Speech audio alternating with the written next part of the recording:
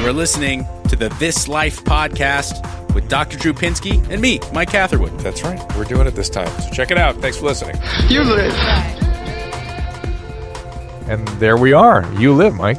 That is the whole reason that we have that saying that we have is because of that. Yeah. If it wasn't for that, we would have never had that discussion. About, tell them briefly again. It's a scene in Boogie Nights. And Mike referenced it all the time without me understanding it. I would just come into Loveline and just go, yeah! And Drew's like, what is that? Why do you just yell like Tarzan? I said, no, sir. No, there was this guy holding a gun. Johnny Doe. Forget it. So before we get started, we've got this, of course, important episode. We got our great guest, Tyler and Catelynn here from Teen Mom. They'll be here in just a second. We also want to share this with the Facebook followers. We appreciate your support. Yeah. Oh, yeah. Sorry. I didn't pick up on my cue. Everyone, it is the This Life podcast with Dr. Drew and myself, Mike Catherwood. The special hashtag You Live edition. I am Dr. Drew's partner on KABC 790 AM Midday Live, which airs daily, 12 to 3 p.m. on that's the Pacific Standard Time. And it's also available on iTunes. We also are live on YouTube/Dr. Drew. And this will be available also as the usual This Life podcast with Dr. Drew and Bob Forrest. Subscribe and get it first. And we have Facebook people out there right now, so please go ahead and ask your questions through Facebook or call in. And remember, all the shows I have are available at drdrew.com. We've got the Dr. Drew podcast, Adam and Dr. Drew. Those of you who don't know that Adam and I are back together again daily. Weekly Infusion with Dr. Spaz, and of course this one. We feature a link to the KBC News Talk radio show also. We have with Mike. Dr. Bruce. I know. Did some stuff with him yesterday. It was great. So not a spaz. 12 to 3 Pacific, you can find us there, Midday Live. He's a spaz. I realize now why Adam gets frustrated with him. Not that I don't love him anymore, they always have. I just get what Adam is frustrated with. I bow at the altar of Corolla just as much as anyone. But Adam will get frustrated with anyone, given the amount of time. We mean 3 minutes? Yeah, anyway, I'm just saying. They're saying, oh, yeah. Mike Catherwood still wants to bang her. No. I'll bang you. Just spend time with me. And let me explain, too, by the way, I'm wearing sunglasses today. Yeah, do you want to reference that? I know. Just thinking we have Facebook out there. I forgot that I was wearing them. Reason is I had eye surgery 2 days ago. I am in unbelievable pain, and my eyes are closed. And I thought it's very weird to look at the camera with my eyes closed, so I will just wear sunglasses. As the great Norm Macdonald once told me, there's two types of people that wear sunglasses indoors. It's fucking blind people and assholes. Well, I am blind, I guess. No, you have your legitimate reason. Yeah. So what's the rest of this thing say here, Mike? Oh, which one? Another page. Well, there's two. Yes. Yeah, so I got to make sure that I get the right one. Take a quick moment. Sign up for the email list. And yes, make sure that you sign up for the contact and email list. Hashtag You Live Facebook call-in show coming up. You can call in and talk to the guests, myself and Dr. Drew Pinsky. It's all live in person, ready for you. The number is 323-649-8268. That's 323-649-8268. And that'll be coming up right after we talk to these two lovely And it's Lindsay, who used to be our Loveline screener. She's insane. And she's very crazy. She can get here. When you call her... Oh, she made it. Mike called her LARPing Lindsay. All right, also... She defended LARPing. It wasn't just that she's into LARPing. It was that she took it to task. Yes. How dare you? Yes, she was offended. Well, it's very easy to make fun of you. And then she recorded LARPing. Remember that? She had all those interviews with LARPers. Lightning bolt! It did not make her case for her. Also, we want to thank our sponsor, Hydrolite. Go to the banner drdrew.com for details. I need Hydrolite right now because of this eye surgery thing. I in fact, asked Susan to please get it out of the car. We've got a 30% discount for everyone who clicks on the banner and uses the code DRDrewHY for Hydrolite. DRDRWHY. Check out. That is Dr. Drew HY. 30% off today. We also have the link here on Facebook as well. And I cannot, for the life of me, see that tiny print on the bottom of the page. So, Mike, whatever that says, please have at it. Find us here on Facebook, Twitter, at Dr. Drew, at Mike Catherwood. Under where it says end. Under where it says end? It's the end. Okay, you guys move on. It's all too small. Thank you, Producer Susan, my wife. And it's a really privileged day to welcome Tyler and Catelynn from Teen Mom. Tyler, Kate, hey, welcome, guys. Hey, how you doing? So we had Amber in here, and Tyler texted like, "Hey, what do we chop liver? Well, how about us?" I said, "I'll have you in a second." You know how I love you guys. There's something about the teen mom stuff that just gets so much heat. And I mean that as a positive. It attracts a certain level of interest amongst social media that Well, not only that, imagine this. I mean, these guys grew up in front of cameras, and not only did they really come into adulthood as such, they grew up and were on TV at the time when social media began. Yeah. And so they had to navigate all this. And so I was always very amazed that they were able to do so. But again, welcome, guys. Thanks for having us. So, media, we're kind of used to all that craziness, right? Well, you can say you're used to it, and I'm sure you're better at dealing with it than the average person. But it still has to sting, when you're kind of carelessly checking your Twitter, just killing time, and someone's like, "Hey, you suck, you're fat, die." Especially since Catelynn's talked about her mental health issues, and they've had been in and around adoption and all the feelings people have about that. So it's got to be intense for you guys. Well, I use the block button a lot. That's what she told me. Block. Oh, I thought you said the black button. I thought that too. That's where I go on YouPorn. I go immediately to the black button. When I'm scrolling through stuff, it's like all positive. Who wants to read negative things about themselves? So, well, you have nothing to be fair, Catelynn, I remember when it did used to bother you before you learned how to use the block button, right? Oh yeah, definitely. I mean, if you're reading negative things about yourself, it can bring you down. So I was like, why even read that stuff? There's way more supporters than there are haters. And honestly, most of that stuff comes out of ignorance anyway. They just don't know the full extent of the situation they're judging on. So it's kind of like, they just kind of let it. See, I think that's a positive way of looking at it. When it comes to things like bigotry or racism, I agree. It comes out of ignorance. But when someone is just mindlessly throwing out insults to a stranger, I don't even think that's ignorance. I think that's like a really dysfunctional kind of feeling. Because I'm messed up. I'm a messed up guy, and I'm vulnerable, and I'm insecure in many ways. I've never once thought to myself, I have no idea who this person is across the globe. Let me just tell them that they suck or that they're fat or that. It's weird. I think that it's beyond ignorance. It's like some type of weird aggression, insecurity, and aggression. Yeah. I think a lot of it's just to do with projection, and people just aren't happy with themselves. So why not just focus the negative attention on somebody else? I mean, I think it's really weird too. I don't really understand it. It's a nice. They're just Or they're being bullied themselves. You're right. I mean, there's a lot of things to it. I think, and it's not right. Not saying it's right. And listen, we're an easy target. We're on TV. It's kind of a controversial subject. Teen pregnancy and then adoption on top of it. So we're an easy target. Hey, and let me ask you, Tyler and Catelynn, because Dr. Drew can't really explain it, and I don't know if he even feels comfortable exploring it.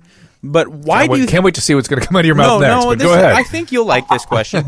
Why is it that, from your guys' perspective, if someone who's been down this road with Dr. Drew with all the finales, Dr. Drew does a lot of things that spark controversy. Something about him being involved in the Teen Mom finale shows gets people all riled up. And I mean, really, he becomes now responsible for all you guys, and how dare he do A, B, and C. And straighten out Farrah and don't let her talk. It's like, what? Good luck straightening out Farrah. Good luck. Seriously. What do you think? Because, I mean, I totally understand why Celebrity Rehab or even some of his takes on certain public figures and their medical condition, it's going to rub certain people the wrong way. Why is it that by virtue of hosting a show once or twice a year, that he gets so much crap for it? I think people have the wrong expectations maybe of what he's really there to do. He's actually just a host, and he's really not there to diagnose us and fix us. Yeah, it gets confusing because I offer myself as a resource to them, and these guys have always used it over the years, very appropriately. I try to help them find services and things like that, but I'm not their doctor. Which people and I'm not the producer. It's not my show. I host a gathering with them twice a year, but somehow the whole thing becomes my responsibility. It's crazy. It would be the same without you, Dr. Drew. Though, really, we love having Dr. Drew part of it. So I appreciate that. It's been and to that end, I was thinking to myself what it was like when I first met you guys. You remember that first meeting?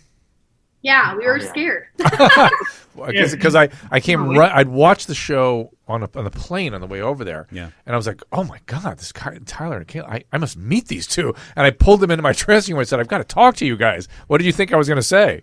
Well, no, actually, it was a lady came, which I think she was your assistant at the time, and we didn't know what we were doing. Our first time ever being in a dressing room or anything like that. And she's like, you need to come with me now. Dr. Drew needs to see you. We're like, okay, follow me. Do you need any waters? And we're like, yeah, sure, I guess. I don't. We're freaking out. Need any water? And I just said, do you guys understand how amazing your story is and what you've done? And it is very compelling. Extraordinary your level of maturity is in dealing with these extremely complex issues. How do you see all that now in retrospect?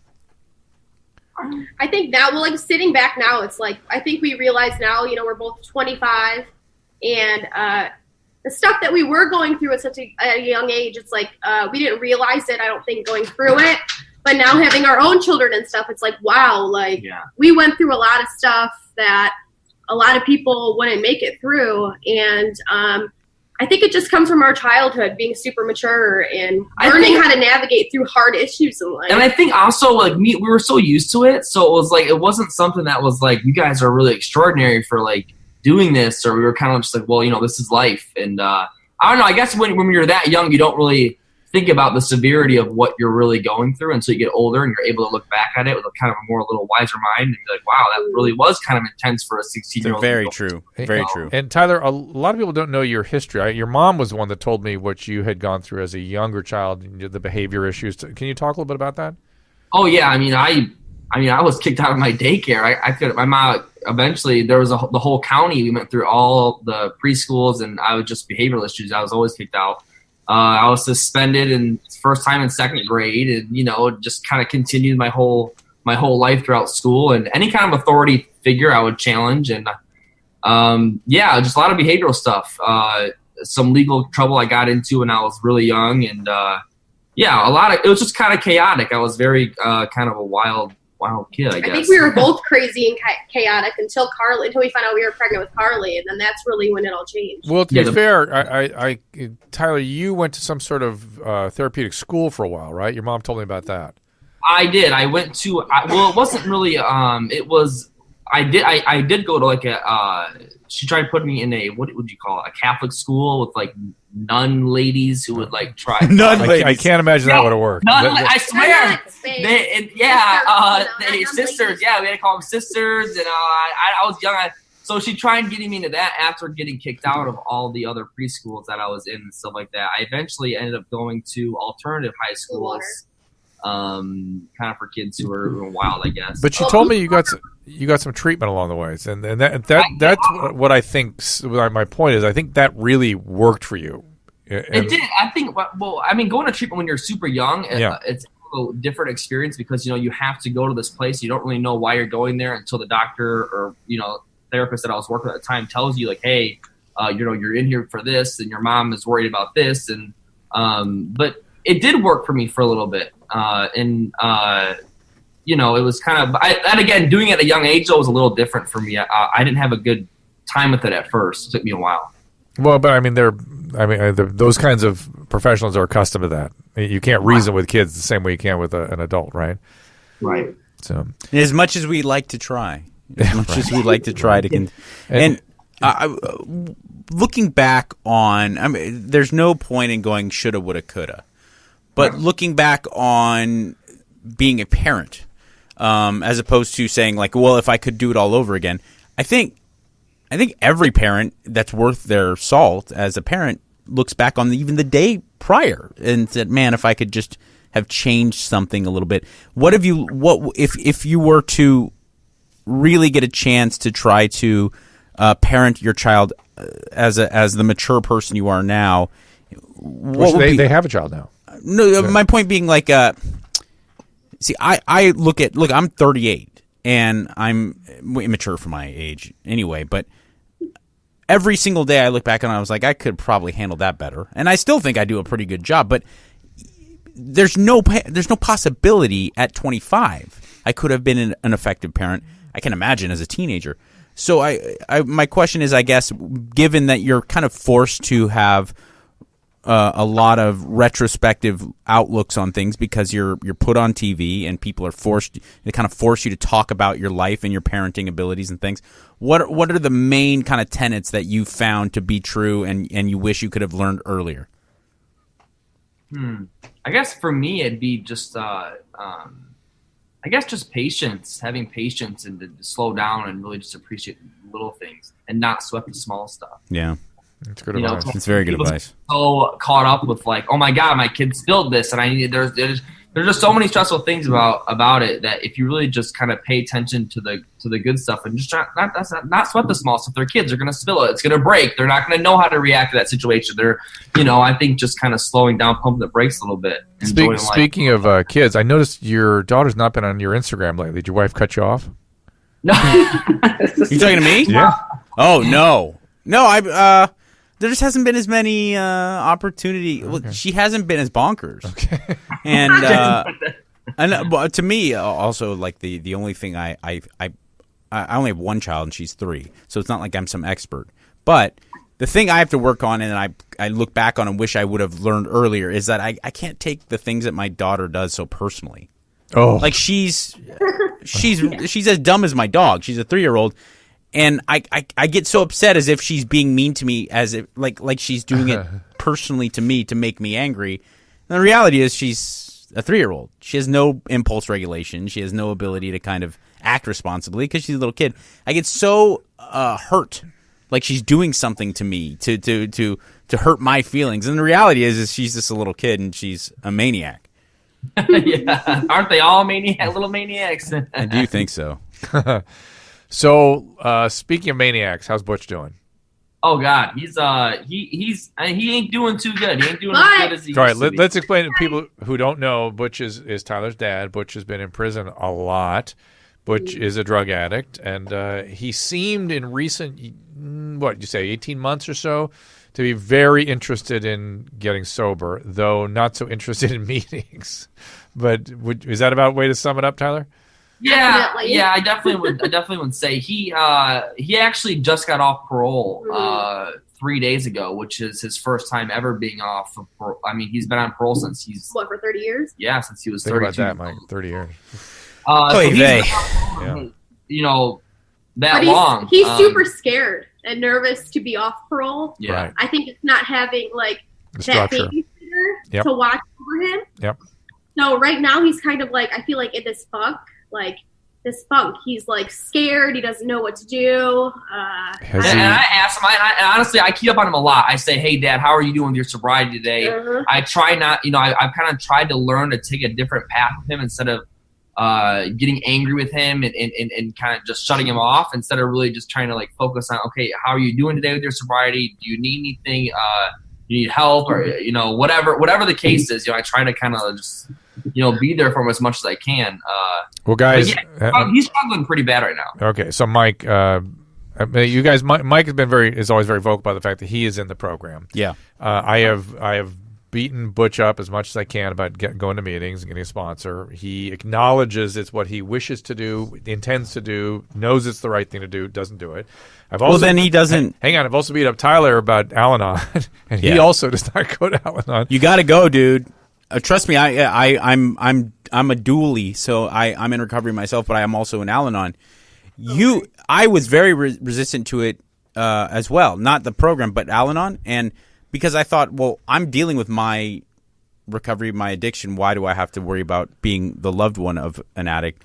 And it's shocking how relieving it becomes and how rewarding it is to go and sit down and talk to other people who are the child of an addict, the wife of an addict, the husband of, and you get this sense that, oh my gosh, much like with recovery, the feeling of knowing that you're not all alone with these experiences is so rewarding, and it becomes very therapeutic. Trust me, I really encourage you to do it. Dr. Drew has told me this for years now to go to Al-Anon.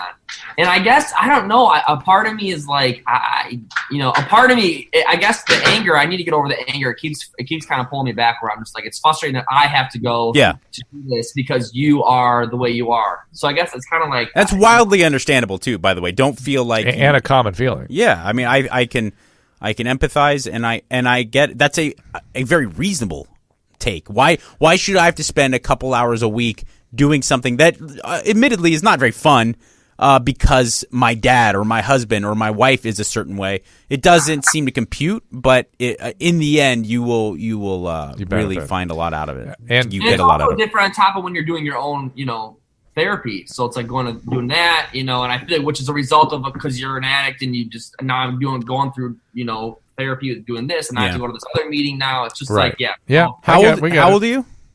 25. I mean, I know this isn't popular to say out loud, but you can burn yourself out. Oh yeah. And I know a lot of people are like, well, it doesn't matter. It's so important. I was it is important. But at the same time, if this 25-year-old kid got a kid of his own, he's going to go to therapy every week. You want him to also go to 2 other meetings. It's like, let's take it easy. Yeah, no, I totally understand that. Completely understand it. But I just thought there was an opportunity for them to ask you questions, either you guys about the program or about Al-Anon. I mean, Mike's very, very good resource for you. And I also think that, like, as far as your father's concerned, and I don't want to talk poorly about the guy. I don't know him, and he's not here to defend himself. It's impossible to talk poorly about Butch. Okay. But I will say this. He's awesome. When someone says, no, I really know it's important, and I plan on getting to it, but I'm not doing it. Yeah. When it comes to the 12 steps, like, I don't buy that. That means I don't want to. Right. That truly translates to I'm not going to do it. And I flipped around a little bit and say at least he's contemplating. Yeah. I call it contemplative. But you're right. He's not going to do it, and he doesn't do it. So people have to go experiment and figure it out for themselves, I guess. And also, I think for my dad, it's a little. He's comfortable. He gets comfortable with the people he hangs out with. He hangs out with the. That's the wrong thing. Yeah, he just gets.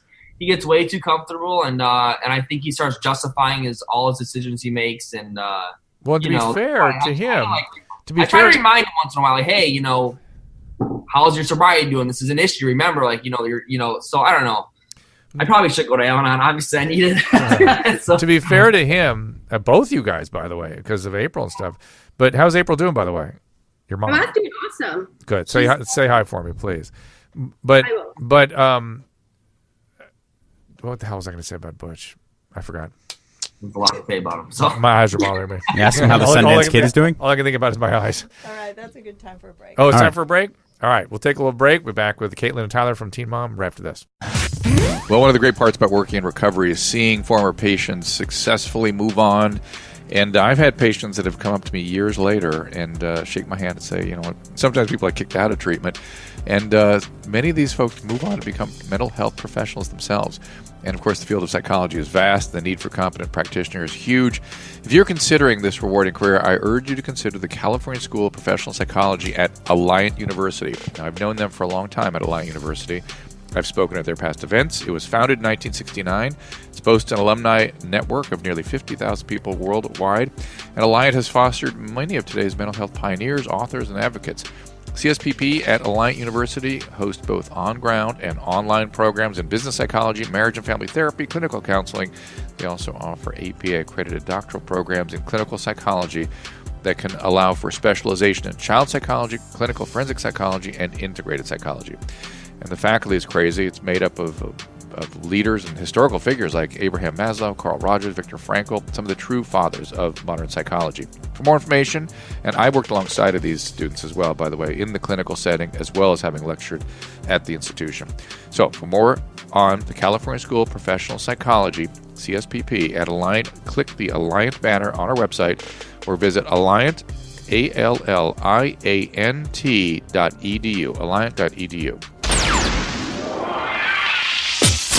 Hydrolite, of course, you've heard me rave about these guys. It's a product that I actually wanted to develop myself. I conceived of this. I knew it was needed. It was already in Australia, and now it is here. It works. The feedback is unanimous. Even though it's great to use, though, when you're sick or dehydrated, you can use it every day, especially now that the weather is changing. It's hot. So whether you're exercising or maybe you got seasonal allergies or you drank too much or you got vomiting or diarrhea, whatever it might be, you can reduce fatigue and keep feeling healthy as well. Once you've started feeling dehydrated, sometimes a little too late. So you want to stay hydrated. And rapid rehydration, if you do get dehydrated, requires a proper balance of sodium, glucose, and water. And nothing provides it like Hydrolite. I'm telling you, it's the same as an IV fluid via your mouth, via your enteral system. It's based on established, proven science, quite simply the best rehydration product out there. It comes in great flavors. They have those fizzy tablets. Also, they have a powder and a premixed drink. Compared to other sports drinks, Hydrolyte delivers up to 4 times the electrolytes with 75% less sugar. Hydrolyte solutions are appropriate for all ages, and each bottle or package includes easy-to-follow directions.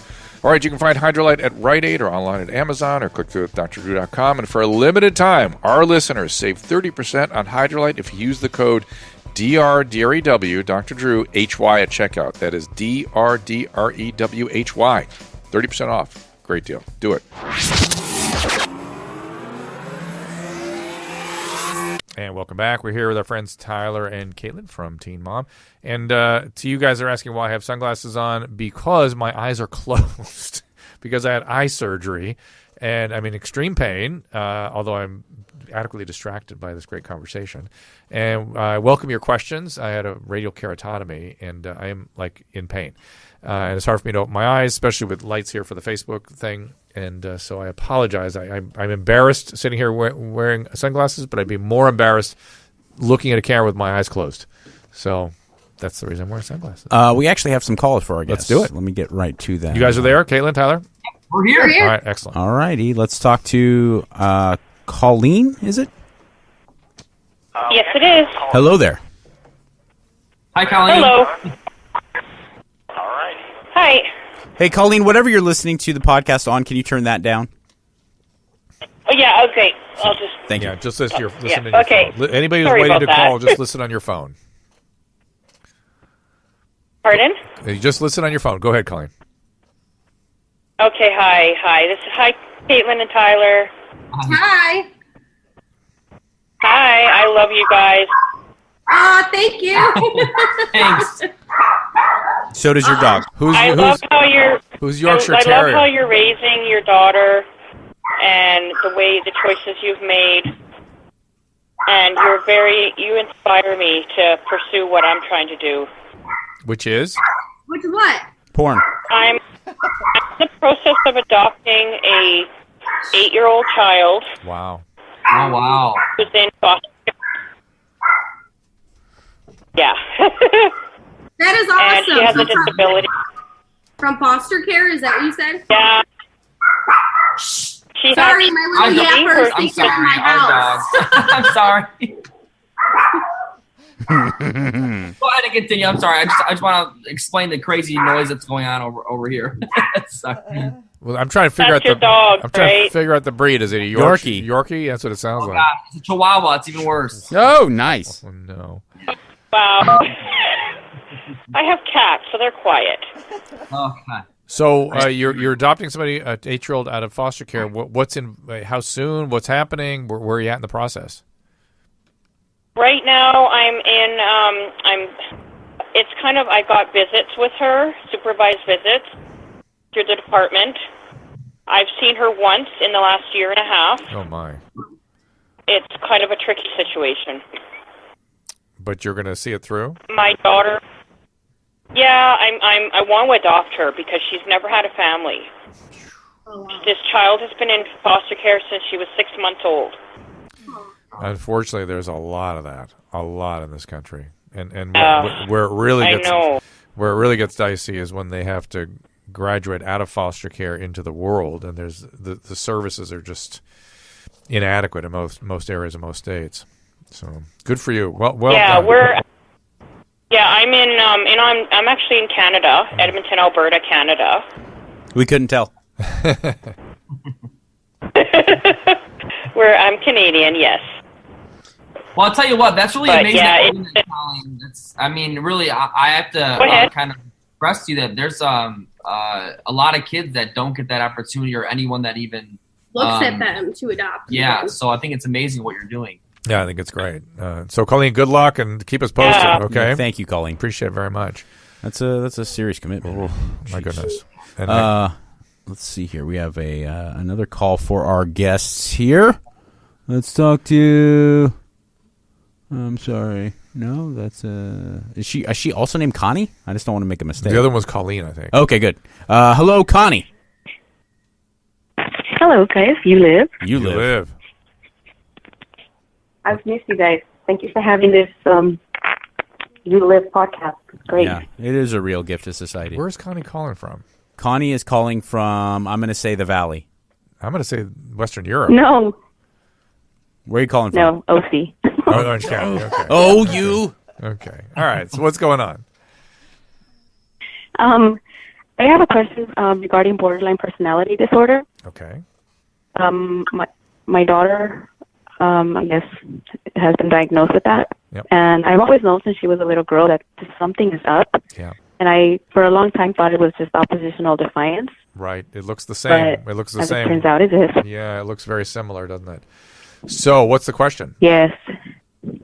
I don't know how to approach her with anything. Like, it doesn't matter how I, talk to her. Yeah. It's just really hard because she always takes things so next level. Yeah. And it's really frustrating because I try to help her and I feel like I can't. Like, I'm really stuck. Okay. Well, it's very frustrating, and those are real concerns, and that's in the nature of the borderline process, right? I think the important thing for you is to get support, so you have somebody in your corner, so you can stay sort of firm where you have to set boundaries, learn as much as you can about the borderline process, borderline disorder, and then she needs to get into dialectical behavioral therapy. Is she getting into DBT at all? Yes, she has been seeing a therapist that was doing CBT, but DBT, told her, you need to ask. DBT is a little better for, for borderlines.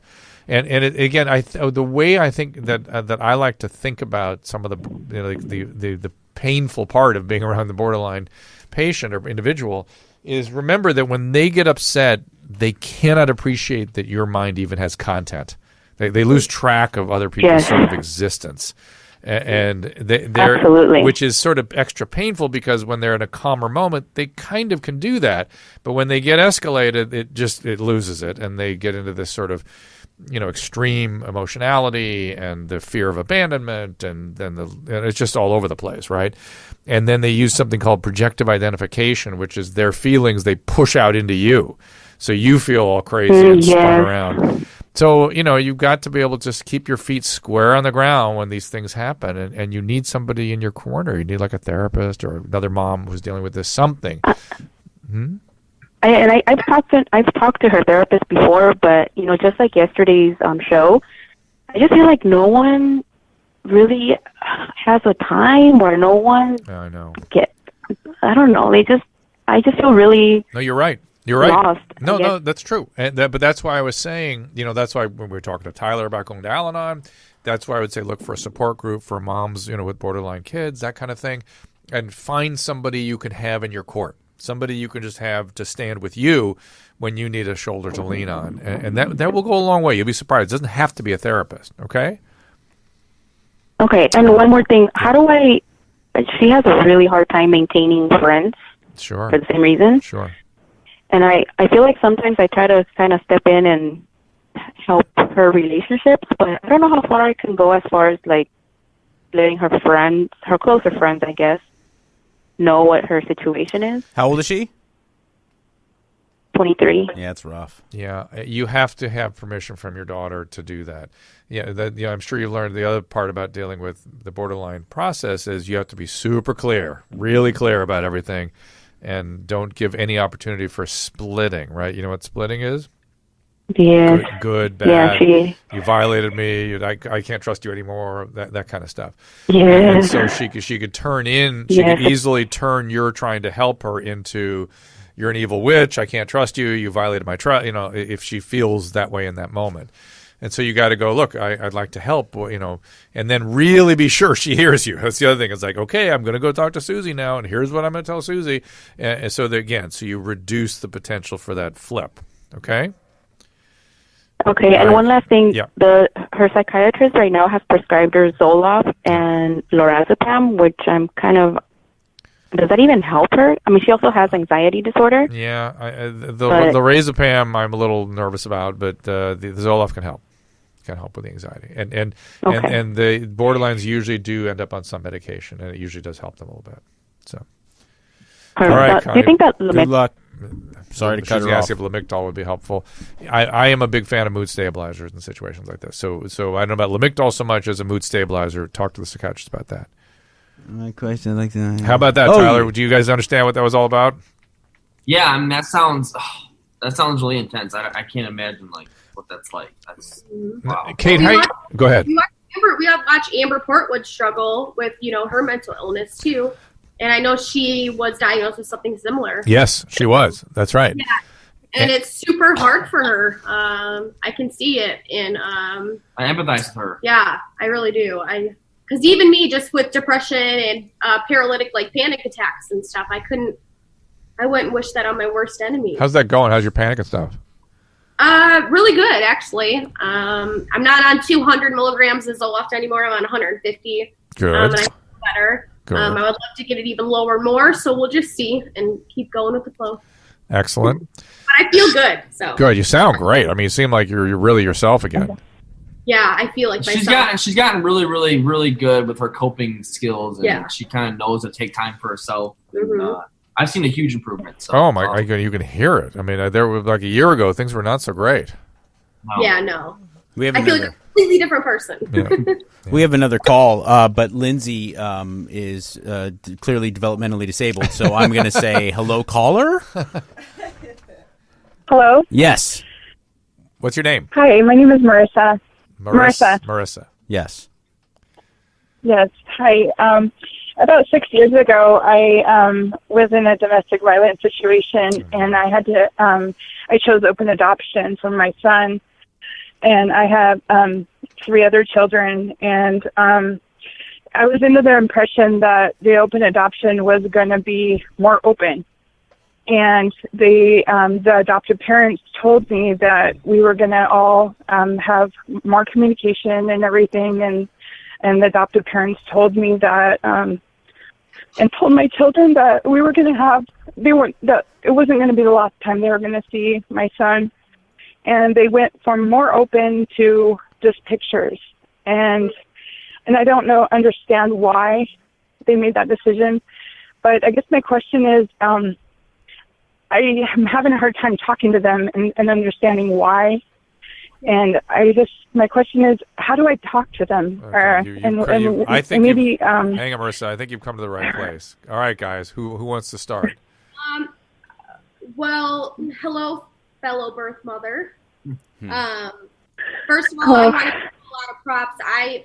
From being a birth mother, I always feel like women who place children who already have children their own. To me, you guys are 10 times stronger than the normal average birth mom. And I give you huge props for that. It's a good point. I never thought about it that way. Me neither. Yeah.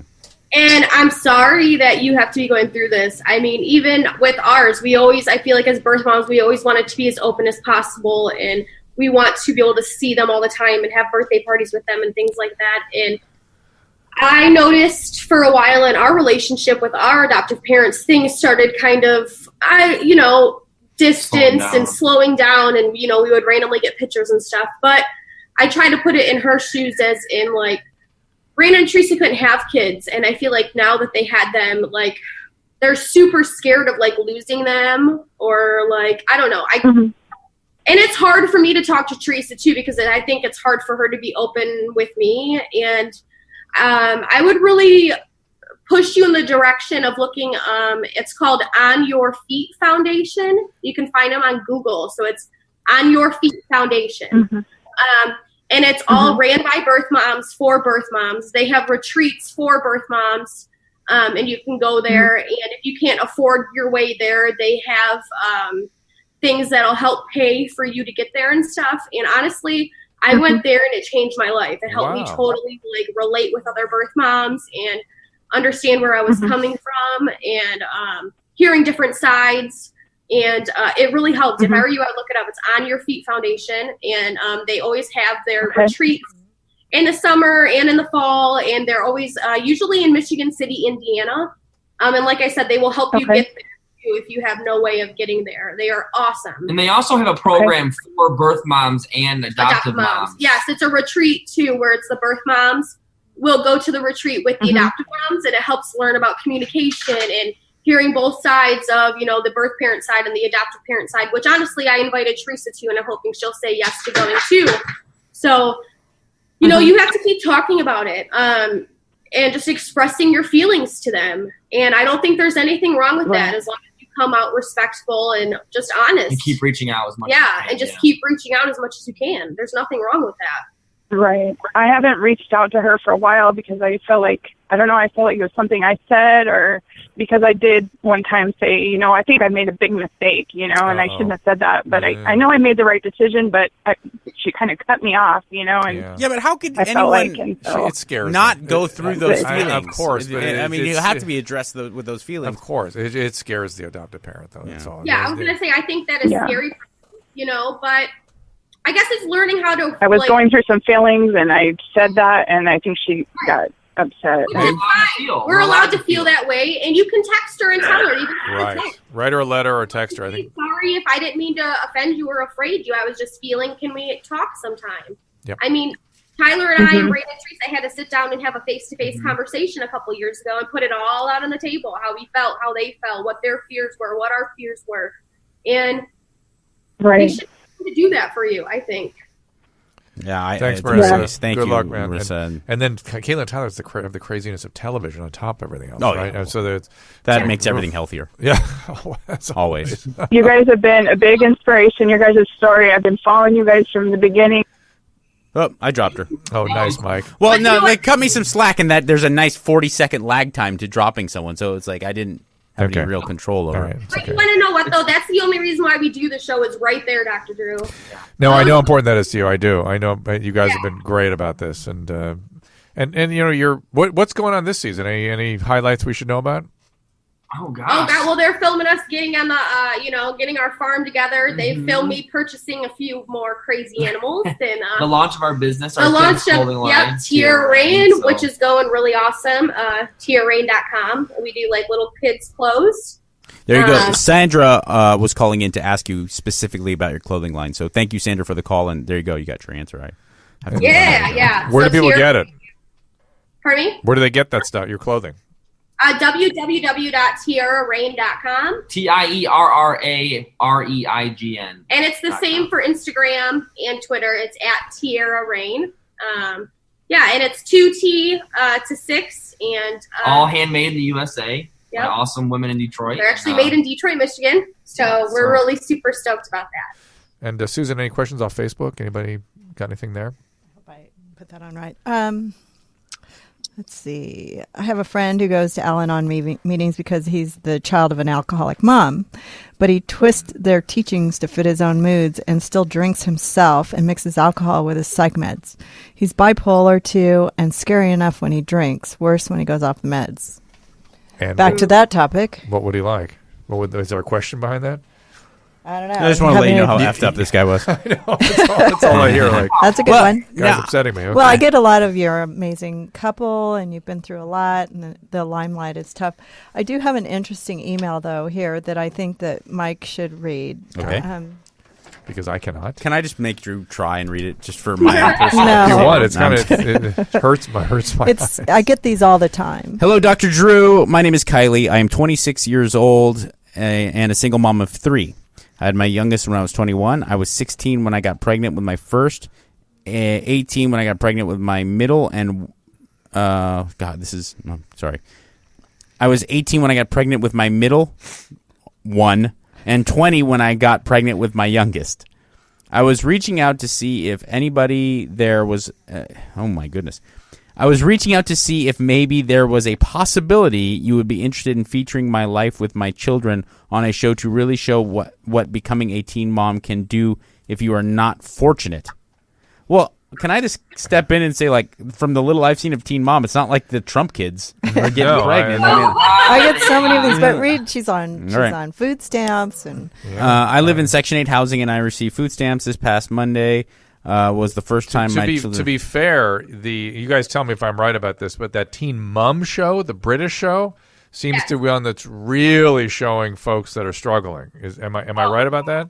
Yeah, I agree. Honestly, I think when the show first started, I think that was a case when it first kind of for all you guys. Now we're all 26 and we've created businesses.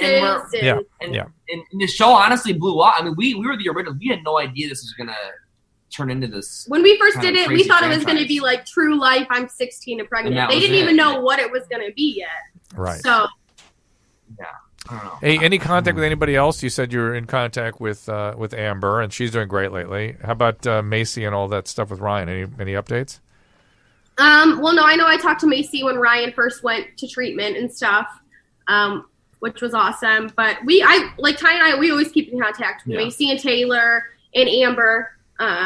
Is Macy better off with I forget her name, the Ryan's fiance or wife? Who, Mackenzie? Mackenzie.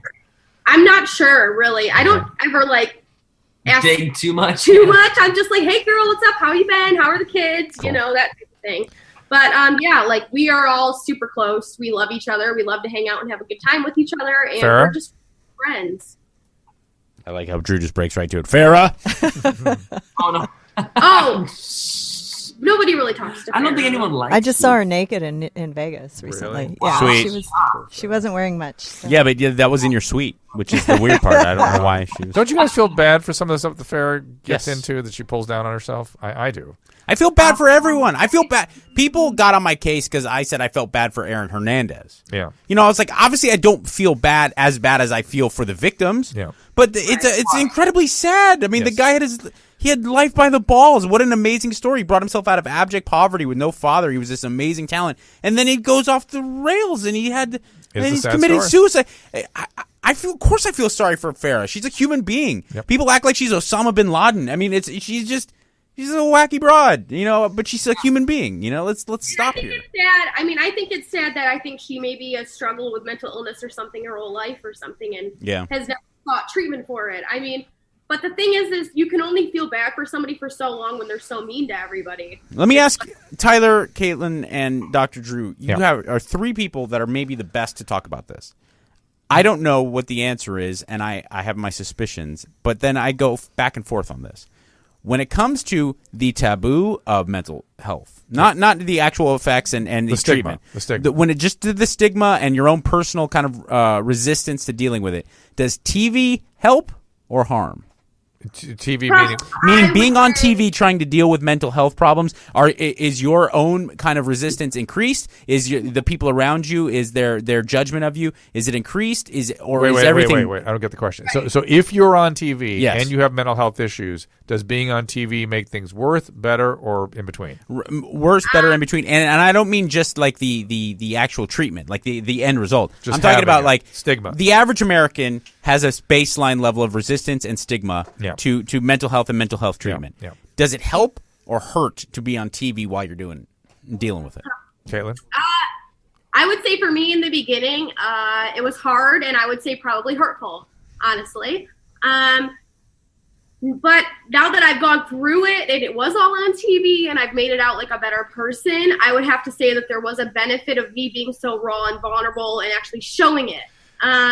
Because I've actually helped a lot of people, like through my Twitter feed and Facebook and all that stuff. I always see like all these people are like, I'm so happy that you talk about mental illness like you do, and you're bringing it out in a sense, you know, where teenagers can see it.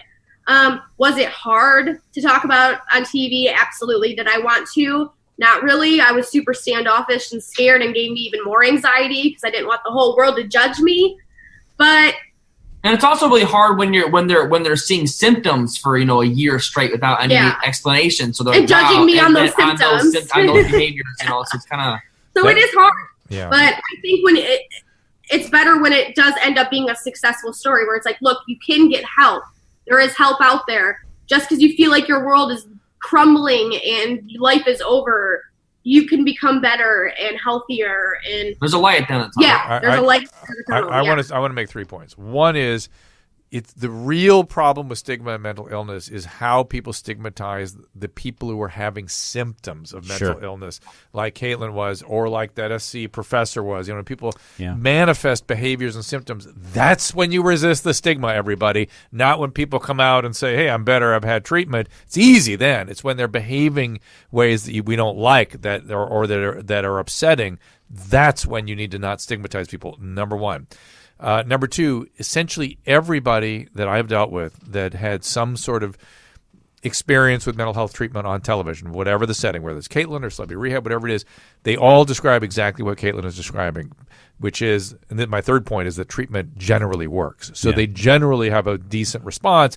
They all want to share it with the world and are grateful to have the opportunity to share it through television, which is a surprise to me. I didn't know everyone was going to feel that way, but that is something very, very commonly expressed. Hopefully that's helping the stigma. Yeah, I hope, exactly.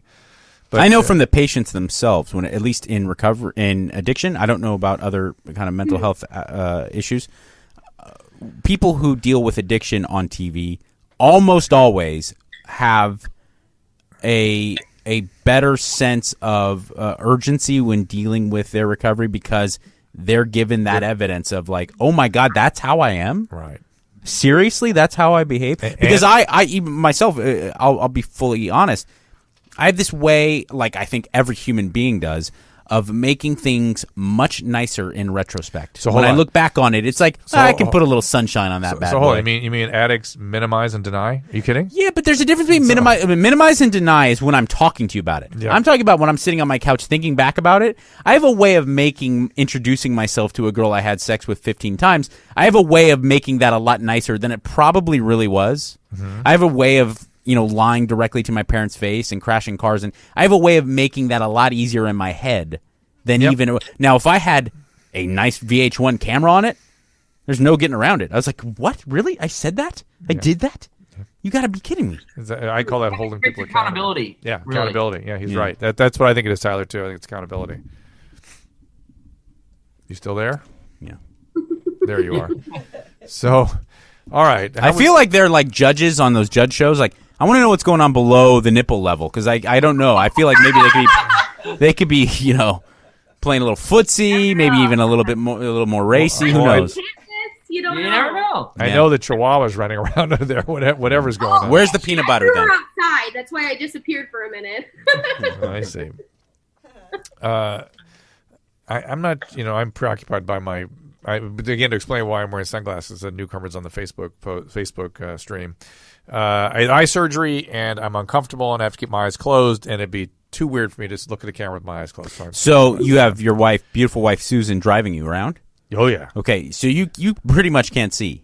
Yeah. Who's more dangerous, a female driver or you right now? Me for sure. All right. But I'll tell you. It's a toss-up. I'll tell you answer. But I'll tell you what. Let me tell you a quick sidebar. So she had me carry a big box of food here, and she had to literally lead me by the arm and led me right into a curb, like directly into a curb. Did you trip and fall? Had it not just been time where the tips of my toes hit the curb, I would have flown in the air. But it just just by sheer luck, I hit it just right. And I said, like, this is a stare. I would have paid all my money to watch you fall and trip with holding stuff. She may be a better driver, but not so much as a blind leading the blind, shall we say? Or as a guide? A guide, yes. So, Susan, anything else on Facebook? Oh, I'm sorry. Let me go back over there. I was just texting our next guest to make sure that she doesn't call in the middle of this, which it might be kind of interesting. But, everybody's just very supportive. They want to say that, here's one. I don't think Farrah has mental issues. She's just spoiled rotten brat. Yeah, now, I'm sure that was from a licensed physician. I've met Farrah, and I actually like Farrah. Right. And she's a sweet person. Like, it's just, but you just see the blow when she blows up on the air. You don't get an hour. We did a podcast with her, and she's very interesting. She's honestly, behind closed doors, it's a whole different ballgame. Well, that's exactly I've had the luxury of interviewing her in person, and I am also much like that person who just dropped bombs on Farrah via Twitter. I am also not trained in any way. I have no level of credibility, or I'm not qualified to make these claims because I'm just a dude. But what I am is someone who, unlike these people on Twitter, has had a chance to look her in the eyes and have a conversation in real life. Yeah. And I will say this. There's definitely something beyond her own control going on. There's a dissociation. Right. There is some weird thing where... Do you think there can be drugs and alcohol involved? No. Not me personally. I just don't feel it. Okay. No. And addicts are pretty good usually of... telling other addicts. No, it's and people only see the escalation on TV. They don't see the Farrah that we kind of know as a person who is...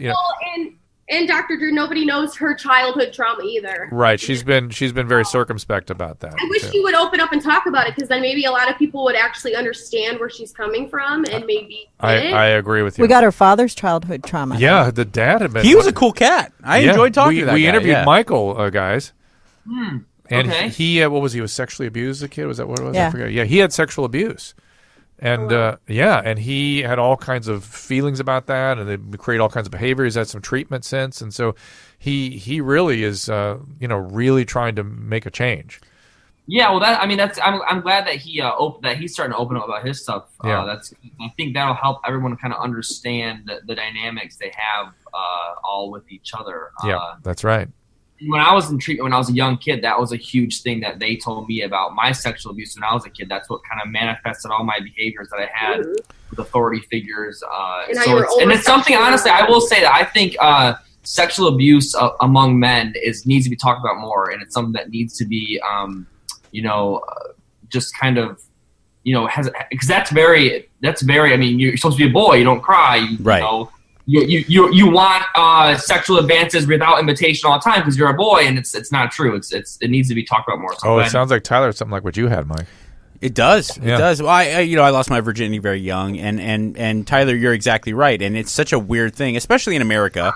I do encourage the idea, this traditional idea that, look, boys are supposed to grow up to be men, and there is a certain level of grit and toughness and resiliency that I think we've kind of lost in this like wussy generation. At the same time, that doesn't apply to identifying very serious problems, trauma, and then dealing with it appropriately. Yes. I think we confuse the two to mean like, a boy doesn't need to go see a therapist. A boy doesn't need to talk about his problems. He's got to be tough. It's like, no, a boy shouldn't cry when he skins his knee. Doesn't necessarily mean he shouldn't open up about getting raped as a kid. I mean, it's a huge cavern between the two. And Tyler, I don't know Mike, can I talk about your thing? Of course. Yeah, Tyler, I don't know your specifics, but Mike was like 12, 13 and had a 19-year-old adult abuse him. And it was consensual. But at the same time, he saw it as consensual at the time, but knew something weird had happened and was ashamed of it. Yeah, see, mine wasn't consensual. I was about 9 and she was about 15. Yeah, so it's similar. It's similar. Yeah, it's similar, and then people don't talk about that one. Because people think that boys are just gonna like it. Girls can be scarred, but guys enjoy it. Well, not only that, the boy kind of thinks to himself that he doesn't really put it in the same category. I had to bring it out to Mike and go, Mike, that was sexual abuse. I was like, dude, what are you talking about? And it brought up a lot of stuff. Well, my animal side suspected that there was something wrong to the point that I was the horniest 7th grader on the planet. All I thought about was sex. All I did was beat off every free moment I had. Yet when this happened, instinctively, I knew something was wrong because I didn't tell anybody. I didn't tell anybody until I was like 30. I was on the air at Loveline, and I opened up about it. And Drew's like, "Oh, well, this is terrible. This is child abuse." I did not react like that. I said, "Dude, I had to convince you." He doesn't hear himself. I had to convince you that's what it was. I actually got in a lot of trouble in school for being hypersexual at a young age. It's because of that happening. I learned in therapy that was the cause of it, and that's why you thought it was okay at your age, and other kids didn't, and I got in trouble for it. So yep. I totally agree that we should identify abuse and deal with mental health issues with young men the same way we do with women, and it's a shame that we don't. I think Tyler brought up a very good point, and it should be echoed again. Now, there is a difference when a hot teacher bangs a 17-year-old boy and bangs a 17-year-old girl. There is a difference. What? Because we hear so many, unfortunately, of these stories like 30-year-old teacher bangs three of her male students at a high school. Now, don't get me wrong. That is not healthy. That is not something I want to see happen. But trust me, those boys will be way better off than the disgusting 35-year-old guy who bangs his high school female student. 17-year-olds. Yeah, I mean, trust me, those guys they'll manage. They will not be as traumatized. Yeah. However, their outcomes are not no bueno. They're in terms of addiction, personality disorders, truancy, intimacy, behavior, trouble. Intimacy, all of that gets affected. So, what's that, Caitlin? Like turning into like man whores, just wanting it all the time. Yeah, no, it can happen, but it's really more that they end up in trouble. They end up in real serious trouble. They want older women. They don't want their own age group. Well, they here's never another settle thing. Down. Here's another thing. What? I do think we don't criminal stuff. We don't give enough value on negative value. Put enough negative value on guys being man whores. In that, I definitely engaged in unhealthy sexual behavior as a single man because I could, and everyone was just like, "Well, what do you expect? You're a young guy." And if a girl bangs 4 different people in one night, she's going to get a talking to. Now, I'm not saying that there's anything necessary that you're a grown adult, you could do what you want to do. But people just pat me on the back. And I definitely almost all the time would wake up feeling relatively empty after those encounters. And I knew that it only fueled my inability to have real intimacy. But I would do it anyway. And pretty much everyone around me is like, dude, what a stud you are. You know? And so I'm not saying, like, don't do it. I'm not saying I have the way to live life. I have it penned down, like I got it, the proper adult life. At the same time, I'm just saying there is something to being a man whore that isn't all that healthy. And if you're that guy, maybe look into some like intimacy issues that you may have. Yeah. You know what I'm saying? And we should be quicker to call things sexual addiction and sexual compulsion than we do. I'm not saying you have to get treatment, but look at those behaviors. Look at them as expressions of something at least. It is a pisser though that in this country the only time a celebrity male will get treatment for sexual addiction is when his wife catches him cheating. Well, but that's you know what I'm saying? It's like, this is awfully convenient. Well, you fucking asshole. That's what people say. Is that they're just using it as an excuse, or had they not been caught? But that's the whole point. If there not been consequences, there may not have been the motivation to get treatment. But be that as it may, guys, I really appreciate you spending time with us, Catelynn, Tyler. I'll take my glasses off just for a minute here, the best I can. Oh, there he is. There he is. Hey, I can't keep my eyes. I think your eyes are a different color. Dr. Drew. What do you mean? Different color what? I've never noticed those like green highlights and stuff. Yeah, they're very green these days, right? I think it's because of the that's really Sexy weird. eyes. Maybe. Yeah, I have a boner. I have a boner. For sexy eyes. Did I say that out loud? Those are my eyes, though. You guys can't have them. Yeah, Susan's. Yeah, they're your eyes. So what is the name of your clothing line again? Tierra Rain, tierrarain.com, TIERRAREIGN. Really cute handmade clothes in the USA for kids. Nice. And guys, I want to say thank you for joining us, but also, moreover, what a privilege it's been to be with you during this journey. I mean, you guys have really been a joy to be around, and a privilege to watch you navigate all you have done. And best in the new house and everything. I think it's going to be quite a cool time there for you guys. Thanks, Dr. Drew. Maybe you'll just have to come out and we'll have to put you to work on the farm. I will. That sounds good to me. That's a reality show. But trust me, it will be to do an intervention on Butch. So hey, all right. Because if he doesn't get it motivated, I'm going to come out there and smack his ass. Get in there and drag him to the meeting. All right. Thanks for having us. All right, guys. Nice to meet you guys. Thank you. You too. And you live, everybody. Go to drdrew.com for all the other podcasts. Don't forget the people that support this show. We appreciate you supporting them. They support us, and we can keep doing these things. And Mike, thank you. Oh, it's my pleasure. It really is. We'll see everyone next time. Remember, you can find all these podcasts at drdrew.com. The Dr. Drew podcast, the This Life podcast, and the Adam and Drew podcast, which is available 5 days a week. Find them all on iTunes and rate us 5 stars. Subscribe and get it first. And if you're really happy, click on the Amazon banner at drdrew.com to help support the show. We'll thank you for it. If you join the email list via drdrew.com/contact, we'll send you a weekly infusion newsletter with Dr. Drew's news. We're so grateful when you get in touch. We read all your emails and we'll bring you the subject matter you want to hear about. You live.